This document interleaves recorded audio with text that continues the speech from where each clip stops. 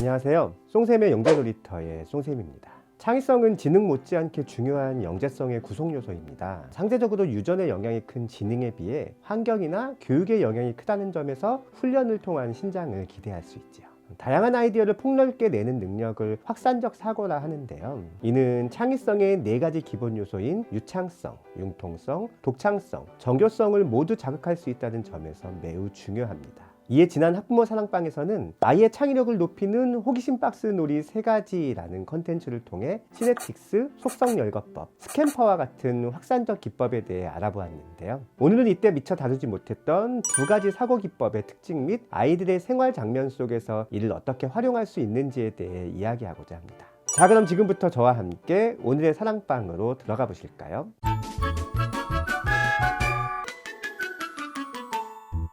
첫 번째 알아볼 기법은 브레인스토밍입니다. 브레인스토밍은 1941년 미국의 광고회사 BBDO의 알렉스 오시본이 회의 중 다양한 아이디어를 내기 위해 고안한 기법으로 시작되었습니다. 하나의 문제에 대해 자유로운 아이디어를 내는 것을 목표로 하고 있는데요. 아이디어에 대한 비판을 하지 않는다. 질보다는 양으로 승부한다. 자유롭게 눈치 보지 않고 이야기한다. 다른 아이디어를 개선하거나 연결할 수 있다의 4가지 규칙을 지키면서 하는 회의입니다. 여기에서 특히 중요한 것은 아이디어에 대한 비판 금지입니다. 가령 A 회사에서 신제품을 많이 팔기 위한 아이디어 회의를 하는 과정에서 엄청난 유명인을 섭외하여 판촉 행사를 하자는 의견을 냈다고 할 경우 여기에 들어가는 비용이나 섭외 가능성과 같은 이유로 아이디어를 평가절하해서는 안 된다는 것이죠. 이것을 아이와의 대화에 그대로 적용해 봅시다. 만일 아이가 엄마에게 "엄마, 달나라까지 걸어갈 수 있어?" 라고 질문했을 때 "바보야, 그게 어떻게 가능하니?" 라고 핀잔을 줄 것이 아니라 "그래? 어떻게 하면 달나라까지 걸어갈 수 있을까?" 라고 반문하는 것이죠.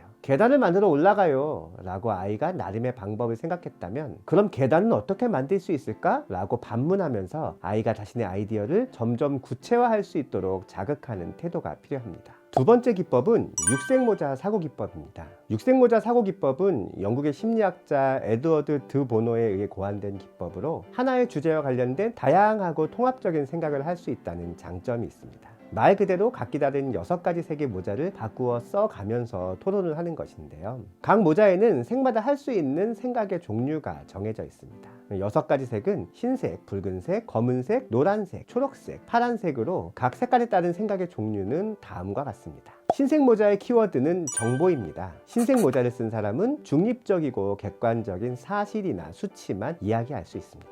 붉은색 모자의 키워드는 감정입니다. 붉은색 모자를 쓴 사람은 비이성적인 감정을 포함한 개인적인 느낌만 이야기할 수 있습니다. 검은색 모자의 키워드는 부정입니다. 검은색 모자를 쓴 사람은 기본 상식이나 가치관에 부합되지 않거나 모순되는 상황에 대해서만 이야기할 수 있습니다. 노란색 모자의 키워드는 긍정입니다. 노란색 모자를 쓴 사람은 논리에 근거한 유용성만을 이야기할 수 있습니다. 초록색 모자의 키워드는 창조입니다. 초록색 모자를 쓴 사람은 기존과 다른 새로운 관점이나 아이디어를 이야기할 수 있습니다. 끝으로 파란색 모자의 키워드는 판단, 종합입니다. 파란색 모자를 쓴 사람은 토론을 이끌면서 결론이나 해결 및 실천 방안 등을 이야기할 수 있습니다. 언뜻 보면 상당히 어려운 이야기일 것 같지만 실제 상황에 적용해 보면 그렇게 어렵진 않습니다.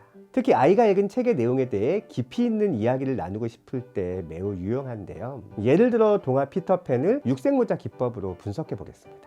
흰색의 경우에는 이야기의 주된 사건이나 내용을 되짚으며 이야기를 나눕니다. 붉은색의 경우에는 나이를 먹지 않은 피터팬이 부럽다, 피터팬과 웬디의 우정이 아름답다처럼 내용과 관련된 감정을 이야기합니다. 검은색의 경우에는 피터팬을 배신한 웬디 동생들의 행동이 이해가 되지 않는다, 피터팬을 괴롭히는 후크 선장의 행동은 옳지 못하다처럼 부적절한 인물의 행동이나 사건을 이야기할 수 있습니다. 노란색의 경우에는 웬디와 동생들이 가족의 품으로 돌아온 것과 네버랜드에 살던 아이들이 웬디의 부모님에게 입양되어 보살핌을 받을 수 있게 되었다처럼 이야기의 장점이나 좋은 점을 이야기하면 됩니다. 초록색의 경우에는 웬디가 만일 네버랜드에 남았다면 영원히 나이를 먹지 않고 피터팬과 오래오래 행복하게 살 수 있었을 것이다 처럼 이야기의 내용이나 결말을 비틀어보는 생각을 할 수 있죠. 끝으로 파란색은 혼자 네버랜드에 남은 피터팬의 행동에 대한 자신의 견해를 이야기해보면 좋을 듯합니다. 오늘은 확산적 사고 기법 중 하나인 브레인스토밍과 육색모자 기법의 종류와 활용법에 대해 이야기해 보았습니다. 다음 시간에도 학부모님들이 공감하실 수 있는 좋은 이야기로 찾아뵙겠습니다.